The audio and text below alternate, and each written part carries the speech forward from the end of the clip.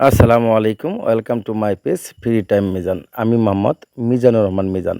আজ দেখতে পারবেন কিভাবে তুলা থেকে সুতো তৈরি হচ্ছে আজকের বিস্তারিত ভিডিওতে।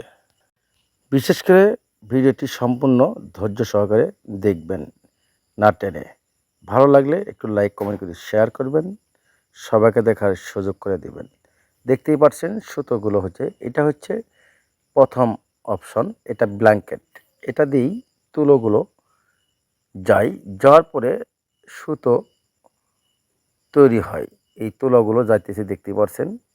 এই তুলোর দ্বারাই সুতো হতেছে, দেখতেই পাচ্ছেন। অসাধারণ মেশিন, আমার জীবনে প্রথম এই মেশিনগুলো দেখলাম।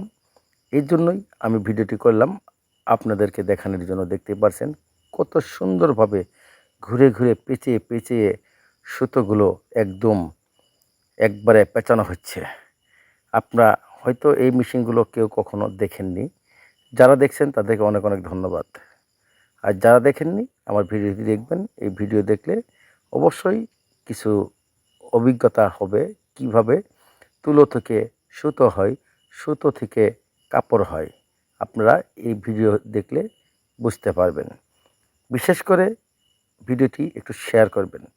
অনেক ভাই বোন বন্ধুবান্ধব আছে আমাদের বাংলাদেশের, তারা দেশের বাইরে থাকে, প্রবাসে থাকে। তারা এইগুলো ভিডিও এখনও তারা দেখেনি। এই জন্যই তাদের জন্য এই ভিডিওগুলো করা। তারা আপনাদের মাধ্যমে, একটি শেয়ারের মাধ্যমে হয়তো এই ভিডিওগুলো দেখলে তারা বুঝতে পারবে যে কিভাবে তুলো থেকে সুতো হয়, সুতো থেকে কাপড় তৈরি হয়, কাপড় থেকে আবার কাপড় প্রিন্ট করা হয়। এখানে বিস্তারিত সব দেওয়া আছে। আপনারা এই জন্যই ভিডিওটি একটু শেয়ার করবেন, সবাইকে দেখিয়ে দিবেন, দেখার সুযোগ করে দিবেন। অসাধারণ, দেখতেই পাচ্ছেন কত সুন্দর মেশিন আমাদের বাংলাদেশে এসে পড়লো। আমাদের বাংলাদেশে এমন কোনো জিনিস নাই যে না আছে। দেখেন, আমরা যারা দেখেছি তারা তো দেখেছি, যারা দেখিনি তারা দেখলে অবাক লেগে যাবে যে এটা আবার কি, কেমন মেশিন, এই কোন ধরনের মেশিন আসলো। এরকমভাবে পেঁচে পেঁচে ঘুরে ঘুরে সুতোগুলো হচ্ছে। তারপর আবার এই সুতো থেকে কাপড় তৈরি হবে, তারপর আবার প্রিন্ট করা হবে। দেখতে পাচ্ছেন ববিনে এই সুতোগুলো পেঁচানো হচ্ছে।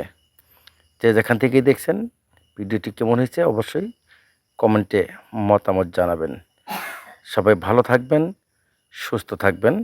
আজকের মতো বিদায় নিচ্ছি। আমি মোহাম্মদ মিজানুর রহমান মিজান। আবারও দেখা হবে যে কোনো ভিডিও নিয়ে পরবর্তীতে।